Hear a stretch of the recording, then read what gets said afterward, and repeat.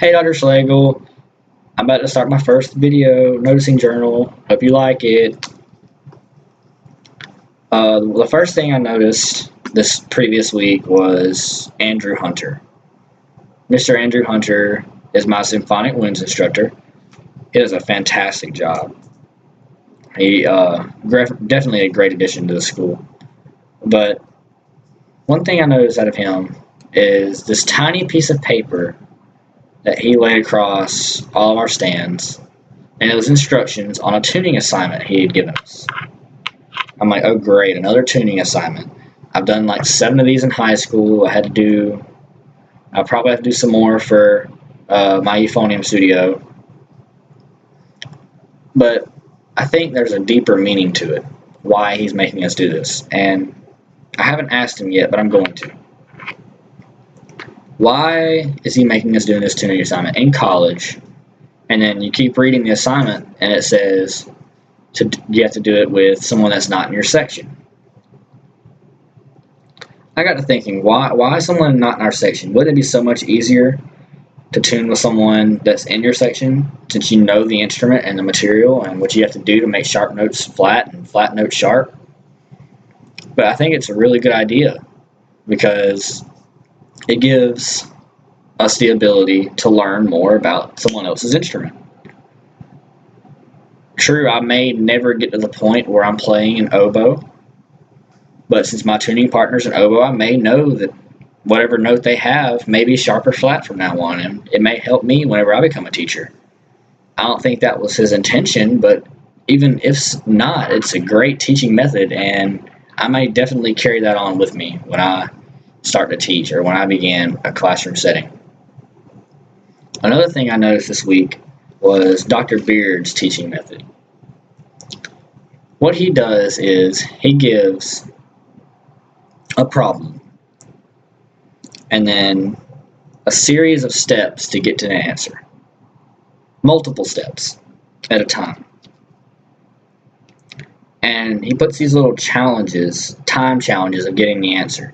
And usually everyone in the class fails these time challenges. 9 times out of 10 someone fails. Or everyone fails. But to the first part of that, why give us so many steps?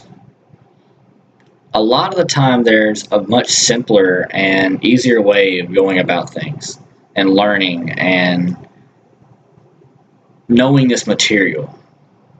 So why make it so hard? Why make so many steps to get us there? It's because he wants us to know exactly what we're doing. He doesn't want us to cheat or anything like that, but he wants to teach us the appropriate way before he gets to the easy and simple way. He wants us to know every single step and why the answer is the answer. He's going Common Core on us. But in all seriousness, that's a really good teaching method. In math, not so much. Music, most definitely. That's a very good method. And then the second part.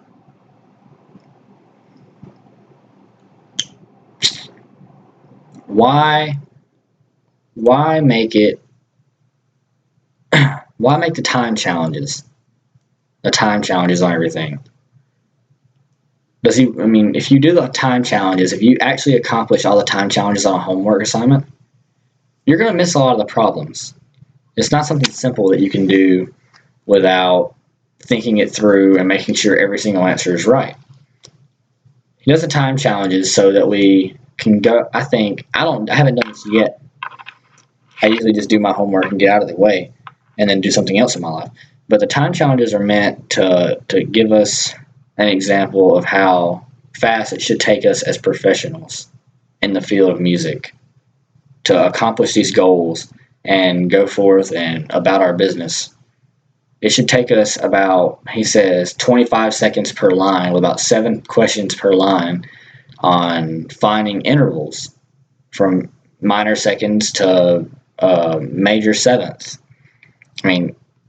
That's not easy for someone who doesn't know intervals at all.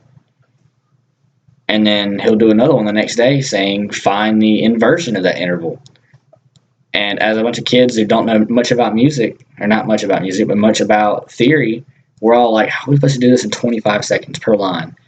and then there's like 20 lines on a piece of paper. We're all flipping out. But I don't think it's meant to scare us as much as it is to help us understand where we should be. And that's a very good teaching style by him. I really do like Dr. Beard. He's an amazing teacher. I've learned so much in his class. And finally, I want to talk about you, Dr. Schlegel, and all of your teaching styles and habits. And in a good way. They're all good, I promise. I really, really, really like your word chew. Chew on it. You say that a lot. And I think it's a very, very appropriate word for think, but also deep think. Deep thinking, deep reasoning, and think harder. Chew on the ideas and learn about them. That's just something I really like. It's not something I noticed particularly, but I really like that word. I just want to let you know that. But something I did notice are your favorite words.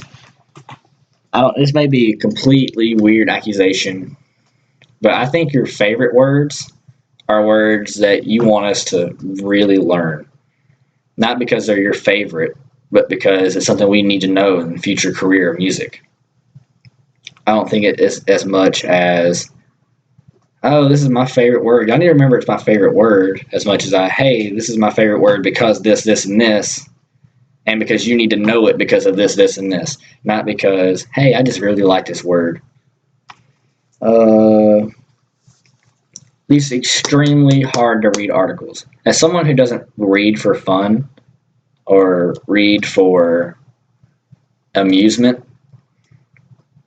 this class is extremely difficult for me. I'm going to let you know that because I have to read a lot in your class. I'm pretty sure that's what this class is reading and learning about other people's style of music teaching and how to adapt it into our own way. But these extremely hard to read articles, I don't get it all. I'll read like 7 or 8 times or 3 or 4 times more realistically. I don't ever get them. I haven't gotten a single one until I got into your class. If I read them the night before or 2 days before or 3 days before, I won't understand them. And then I'll get into your class and completely understand them. I don't know if everybody else has the same problem, or I wouldn't say problem now that I'm saying that. I would say the same situation. But it's nice. It's nice to have read something so many times trying to understand it and then get in your class and understand it. And I really like that.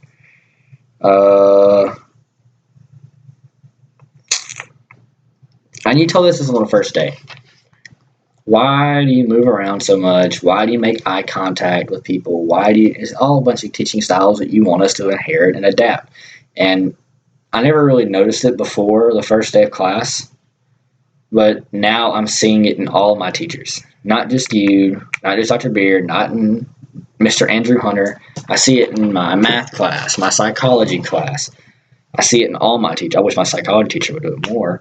But I'm impressed that I actually learned that as much as little eye contact and motion makes teaching so much better, especially lectures. That teaching can be improved so much by simple eye contact and movement. I think that's about it, Dr. Schlegel, for this week's and month and year's noticing.